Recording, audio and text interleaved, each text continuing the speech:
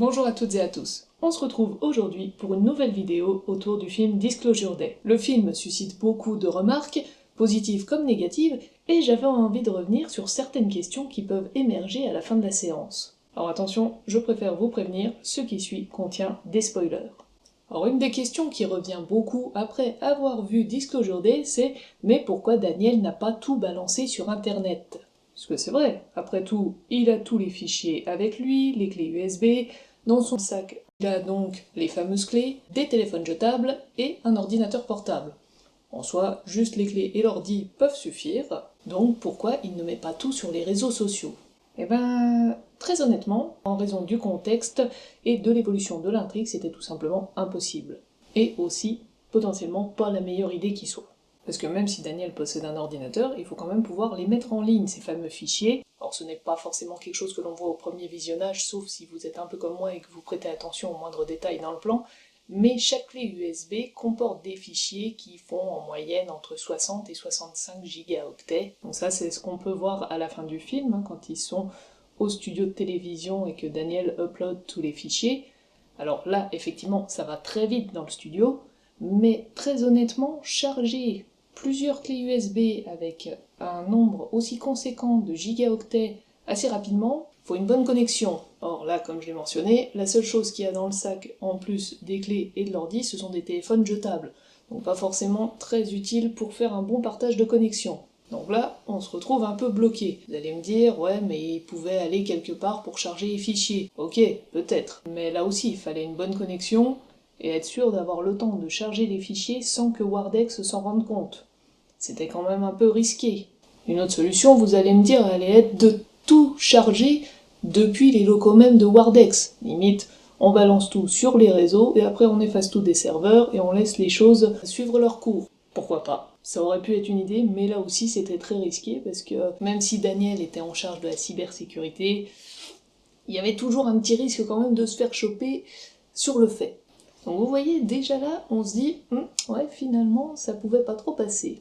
Et quand bien même, Daniel aurait réussi à charger les fichiers et à les mettre sur les réseaux. Par quel canal il serait passé pour les diffuser? Bon, ça aurait pu être une vidéo sur YouTube, enfin voilà, tous les sites qui permettent de charger les vidéos, ça pouvait être sur des réseaux sociaux plus classiques, mais la question qui se pose, c'est quel profil? Parce que si Daniel poste sur un compte personnel, vu son caractère, et vu qu'il dit lui-même qu'en fait, une fois que son don s'est révélé, il s'est coupé de tous ses amis et limite il s'est coupé du monde, c'est pas quelqu'un qui est trop dans le relationnel et qui va être à trop échanger avec les gens. Donc je pense pas que s'il a des réseaux sociaux, qu'il ait une très très grande audience. Donc en fait, ce qui arriverait, c'est que oui, il pourrait mettre les fichiers en ligne.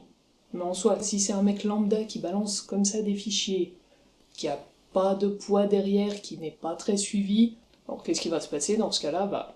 Tout simplement, les gens vont penser que c'est fake, que c'est quelqu'un qui veut faire parler de lui. Donc là, on voit déjà qu'il y a une limite.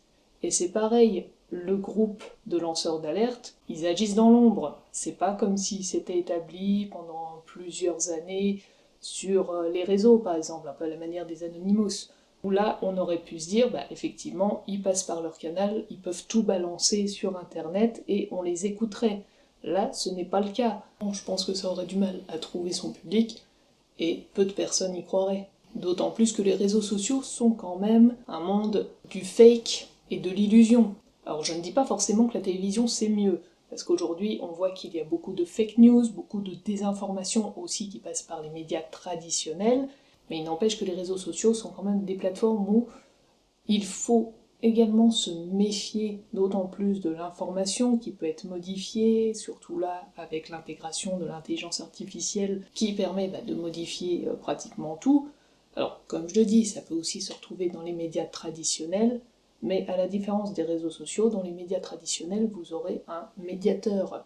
En l'occurrence, ici, ça va être les journalistes sur les plateaux qui vont permettre d'avoir un discours autour de l'image. Il y a un rapport, on va dire, plus concret, plus humain, plus sensible en fait, par rapport à l'image qui est montrée, plutôt que dans le cas où, quand ça va être quelque chose sur les réseaux sociaux, il y a juste la personne et l'écran. Alors oui, il y a potentiellement des bons et des mauvais journalistes, ça on est d'accord, mais il y a un contact qui se crée, et c'est ça qui va être important.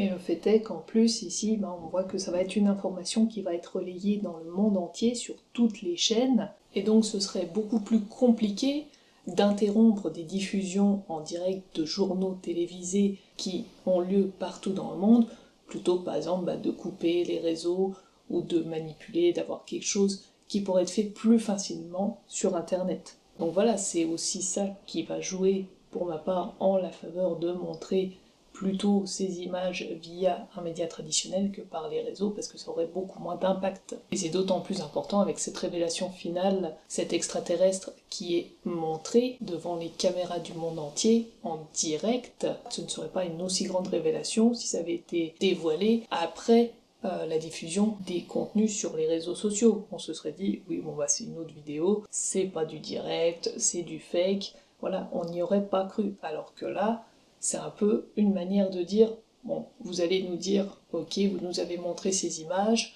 mais qu'est-ce qui nous prouve vraiment que ça existe?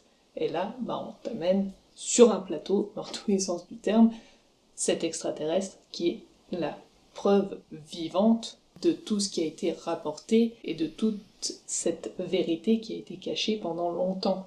Donc, certes, pour certains, le film aurait pu être fini en 10 minutes, Daniel y balançait tout ça sur internet, et on aurait pu avoir effectivement les effets de cette révélation, mais ça n'aurait sans doute pas eu le même impact et ça n'aurait pas autant interpellé le public. Donc finalement, tous les préparatifs qui auraient été faits par les lanceurs d'alerte en amont pour préparer cette grande révélation, ce serait tombé à l'eau et on en serait finalement au même résultat qu'au début, avec des personnes qui y croient et d'autres qui se diraient que c'est complètement fake.